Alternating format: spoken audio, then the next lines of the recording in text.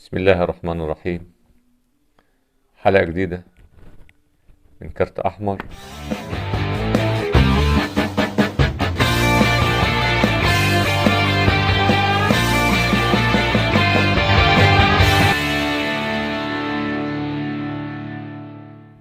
طبعا طولت عليكم كتير من بعد كأس العالم. كأس العالم نسانا كل حاجة من كتر حلاوة بطولة كأس العالم المرة دي. النسخة دي من أحسن نسخ كأس العالم اللي اتعملت بأمانة. كتنظيم طبعا بنشكر دولة قطر وكل البلاد العربية، بنهنيها بنجاح البطولة دي لأنها بتمثل العرب عموما. وفعلا والله ما هو مجاملة، من أحسن النسخ اللي اتعملت في كأس العالم. السبب الثاني غير التنظيم إن كل الفرق كان المستوى متقارب جدا، ما كنتش تقدر تميز فرقة عن فرقة، المستويات كلها متقاربة بغض النظر عن طفرات بسيطة. طبعا كان فرنسا فرقة كتير، الأرجنتين كانت طالعة تحس المؤشر طالع، كل ماتش بتلعبه كان بداية قليل، ابتدت تعلى، ابتدى طبعا اكتشاف بالنسبة للدول العربية. السعودية، مين يصدق ان اللي خدت كاس العالم الارجنتين السعودية تكسبها؟ فده انجاز تاريخي للسعودية. كرة، احنا الاول مرة بنحس ان الدول الافريقية والاسيوية انها لها شأن في كاس العالم، بتخربش بمعنى اصح. مش كان بس تمثيل ان احنا نروح نمثل، ان احنا تمثيل المشرف في كاس العالم زي ما تعودنا. انت كان صعودك لكاس العالم انجاز، انت بالنسبه ان انت صعدت كاس العالم خلاص انت حققت المطلوب، مالكش طموح اكتر من كده، ان انت وصلت كاس العالم وخلاص شكرا، تمثيل مشرف. انما حكايه ان انت تفوز على دول منتخبات لها شأنها في كرة القدم زي الارجنتين وزي المنتخب المشرف المحترم اللي رفع من شأن كل العرب، المنتخب المغربي، والله العظيم فخر ما بعده فخر، حاجة مشرفة. ايه الكرة دي؟ نازلة قدام منتخبات عالمية لا شأنها، المفروض اقل شيء تطلع بخسارة كبيرة من المنتخبات دي، لا بتحقق الفوز عليها. برافو، هي دي المنتخبات الصح، هم دول الرجالة، وراهم اتحاد كرة قوي، مدربين على اعلى مستوى، ناس مفيش، ما شفناش مدرب اجنبي، ما شفناش لاعيبه يعني في كوره، في كوره انت بتحس انها نازله قدام اي منتخب. لا المغرب لها شأن، لها وضعها، كل المنتخبات كانت بتخاف منها.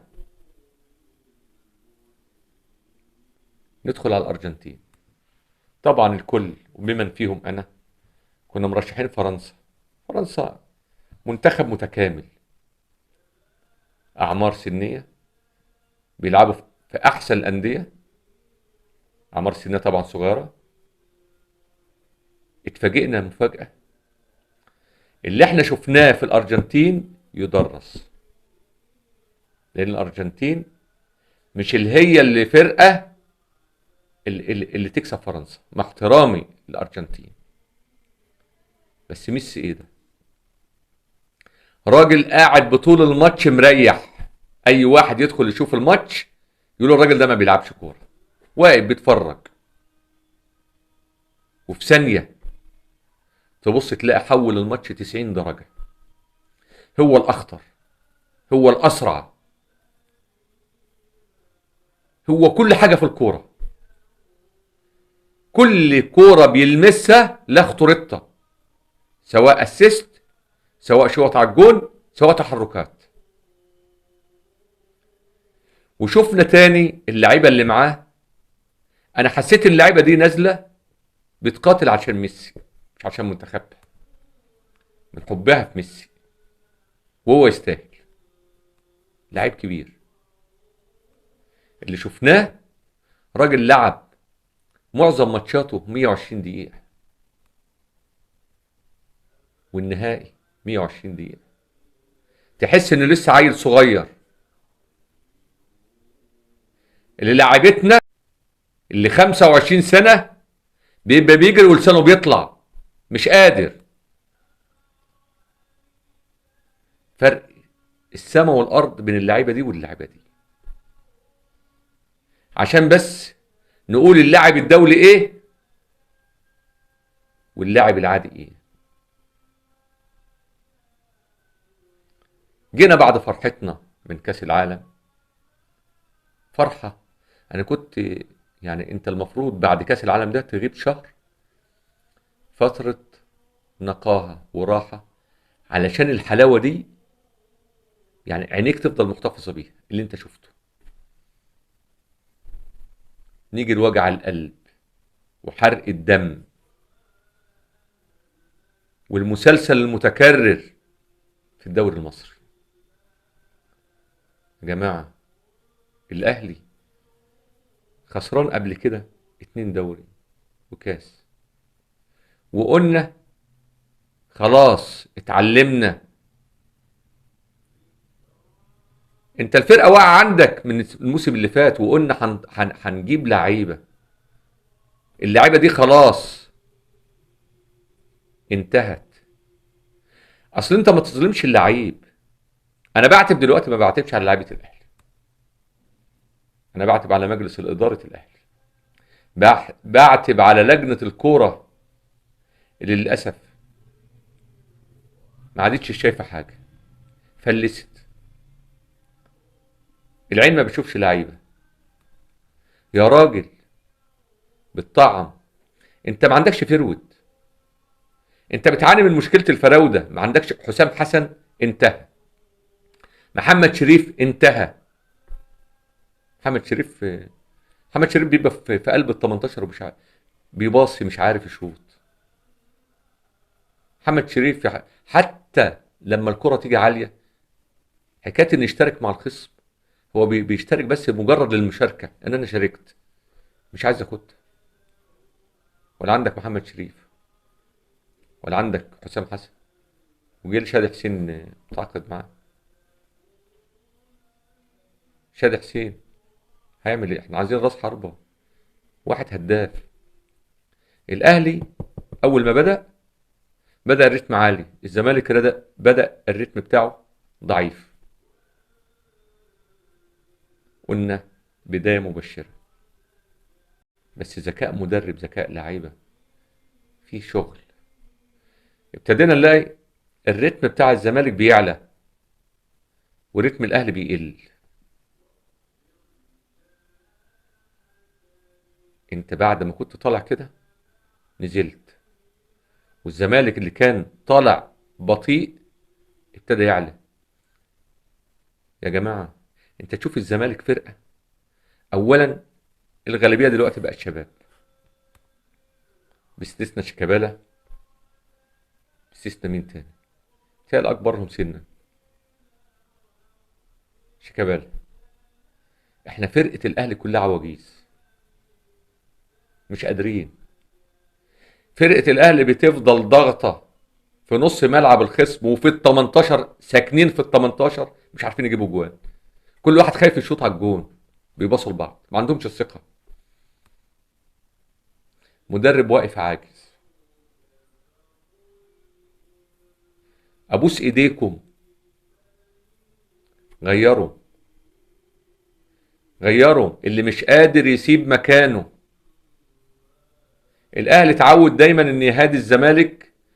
هي باين هيبقى النظام اللي ماشي اليومين دول والسنين اللي جايه، الاهلي هيهدي الزمالك، لانه حاسس انه في طفره كبيره عنده ووفره في البطولات، فعايز يهدي الزمالك شويه. شبع. هتروحوا كاس العالم تعملوا ايه؟ كاس العالم للانديه بالمستوى ده. ليه مجلس الاداره ناسي ان الاهلي من الانديه العالميه، نادي عالمي، يبقى بالمستوى ده؟ انتوا ضيعتوا كل تاريخ الاهلي، كل تاريخ الاهلي. مش دي كرة الاهلي، احنا بنشوف اهلي تاني. حتى لما صوتنا انبح وقعدنا نقوله موسيماني، مين موسيماني يمسك نادي الاهلي؟ قال لك راح يمسك بعد فريق الاهلي كان بيساوم الاهلي، وراح يمسك فريق عالمي. مع احترام النادي الاهلي السعودي، لما موسيماني ما لقاش نادي قال لك انا هعمل انجاز مع النادي الاهلي السعودي. لا، هو مش عايز يعمل انجاز، هو ما لقاش انديه تاخده، فراح للاهلي اللي هابط درجه تانية. ده يبين ان مجلس الاداره في النادي الاهلي المصري في خطا. يقول لك بيجيب لنا بطولات. فايلر اللي جاب بطولات، فايلر اللي عمل الاهلي، فايلر اللي عمل الفرقه، وده حصدها. في واحد زرع وواحد حصد، وبعده اتدفى خلاص. المدربين يا عيني راحوا. اول فيريرا ما ساب الزمالك في المشكله الاولانيه وساب تدريب الزمالك، كان امنيه حياته يتدرب في الاهلي. اقسم بالله انا كان امنيه حياتي ان انا اشوفه في الاهلي. مدرب عبقري ضيعناه من ايدينا، وكان جاي لك ببلاش، كان يتمنى. والزمالك بعد كام سنه رجع له تاني. يا جماعه لمسه المدرب بتبان من البدايه. البصمه بتاعت المدرب بتبان من اول ما بينزل، بتبان على اللعيبه. في ايه؟ ولا في لعيبه، ولا في مدرب، ولا في اي حاجه. انتوا بس جايين تعكننهم على الجمهور اللي يا عيني ما تعرفش جاب تمن التذكره منين، وموفرها من بيته ورايح الله اعلم هياكل بكام ويروح يتفرج على الماتش بكام، ورايح مواصلات رايح جاي عشان يتفرج، بيجي محروق دمه. وانتوا تركبوا عربيات وتعيشوا احسن عيشه وتطلعوا تضحكوا بعد الماتش. انا بقول كفايه. اللي مش قادر يلبس فانيله الاهلي يركن. وهيركن ليه؟ ما في حاجه كده فلوس سايبه. هي اللعيبه اتمنعت من مصر؟ خلاص اللعيبه خلصوا يا عيني؟ مصر فلست ما فيهاش لعيبه؟ انزلوا مراكز الشباب وشوفوا، هتلاقوا لعيبه احسن من دي كتير. مراكز شباب. ارحمونا بقى، وكفايه بلاش حرق دم. انا مش هطول عن كده لان بصراحه اتخنقنا.